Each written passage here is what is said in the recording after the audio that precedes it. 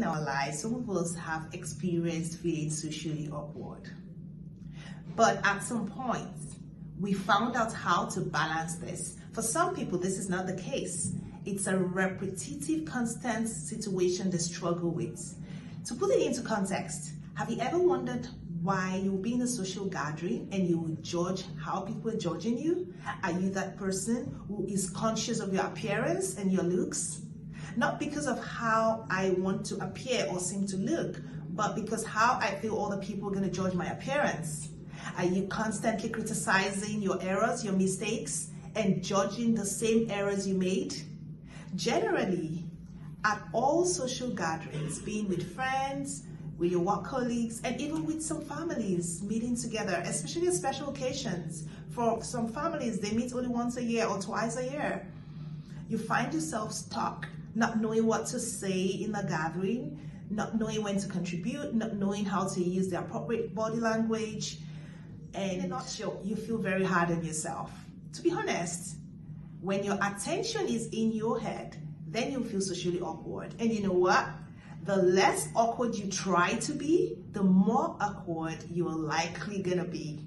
Welcome to my YouTube channel. My name is Habiba. I am a global mental health expert with experience in mental health nursing. The reason for this platform is purposely to promote our mental health and well-being. It's PMH by Abby. Welcome everyone. And if you're new subscribers, thank you so much. You're most welcome. If you're returning subscribers, I appreciate your loyalty. You guys are so amazing.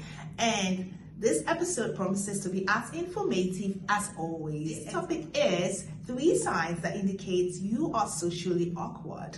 I'd like to rule out some certain parameters here. So, if you are seeing that you are in a social circle that is toxic, then that's a different situation, because some of us cannot tolerate a toxic situation, right? So that's different.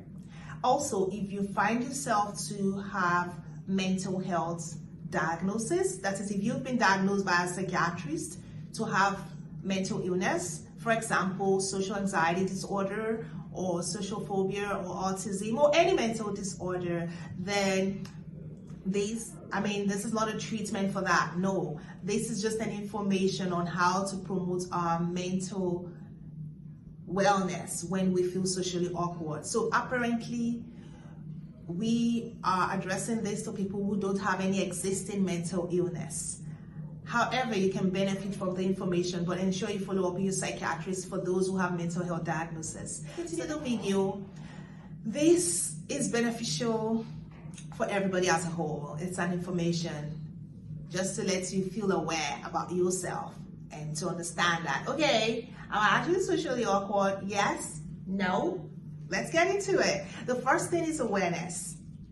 When you already feel interested in working on it, then what you want to consider first is to be aware. Like, are you aware that you're actually socially awkward? Some of us are not. If you're not, or if you are, listen to this video to the end and see where you are at. So the first one is being very comfortable with only familiar faces. Some of us feel very uncomfortable with strangers.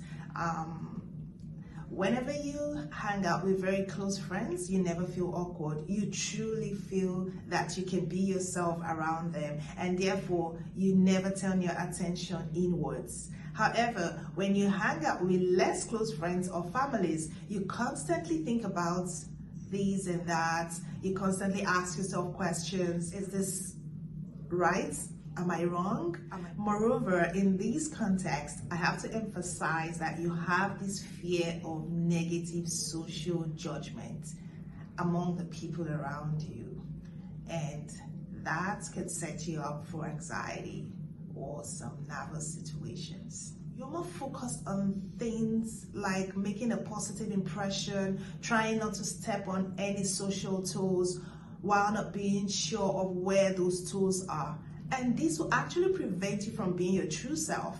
If this is something you have experienced before, please share your experience in the comment section below. I will be willing to read your comments. For people who are socially awkward, this is something persistent in their social circles in every situation. More so, I have to emphasize that in this context, you also have this fear of negative social judgment. And that's why you would rather not want to be around those that you're not familiar with. And I think the judgment here is the deal. You see people as people that see through you. And if this is the case, it could be from adverse childhood experiences, it could be a trauma response, it could be victims of abuse. But I'm not here to judge. We're just trying to identify those things that you would do that would propel to feeling socially awkward. So this is why you would rather not want to be around those you are not familiar with. You rarely be or find yourself among people you don't know. Let's go into the second one. The second one is internalizing your awareness. I believe the moment you start feeling awkward in a social gathering or social situation, you consider other people around you to be more superior and more adept. The moment you start thinking in this direction, you start feeling nervous. The gravity of your nervousness would determine what happens. Some would lose touch to the topic, and then there is lack of conversation flow. For some people, rather than externalizing their awareness, they start internalizing the awareness. You start feeling they would judge your appearance, they would judge your looks, they would judge your responses, they would judge everything you're going to be doing right there. And this is going to affect so many other things like your body language, your responses, the way you want to come across when you want to make your own contributions.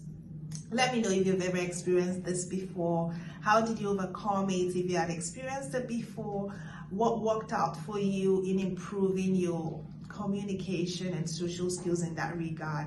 Let's get an engagement in the comment section below. I'd love to read your comments. If you're just tuning in, thank you, you're welcome. It's still PMH by Abby. If you like it, don't forget to like, share, tell a friend to tell a friend. Don't enjoy the knowledge alone, try and share.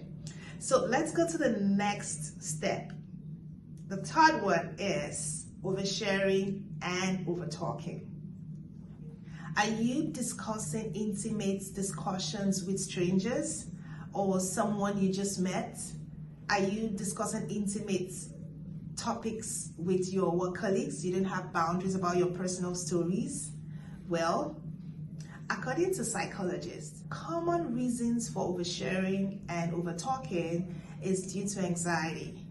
Some is due to past trauma, some are emotional about their past, and for some people, they are craving for empathy and sympathy.